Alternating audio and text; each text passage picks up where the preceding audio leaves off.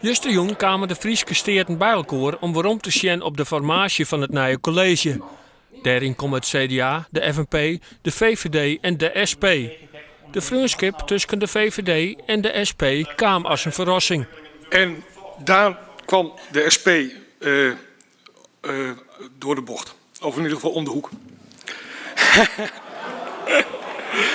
De humor wie er nog, al koer de PvdA er kwalijk nog een leidje.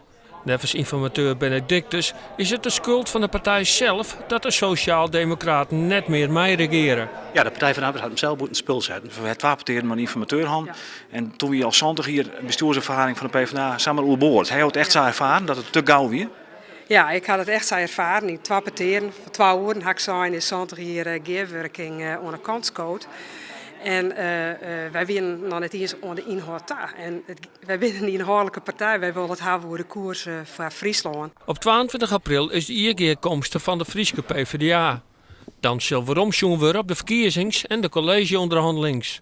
Hoe dan ook, van de grootste partij, het CDA, wie de PvdA zeker in beeld. We hebben het bezocht en het is net slag. We zijn op de tandem Delwest en de PvdA sprong er net op. Dat vinden wij spietig, dat vinden wij jammer. Maar dan steeds wij net wekenlang terug praten. Je moet een karmootje in de politiek en dat hebben wij dien.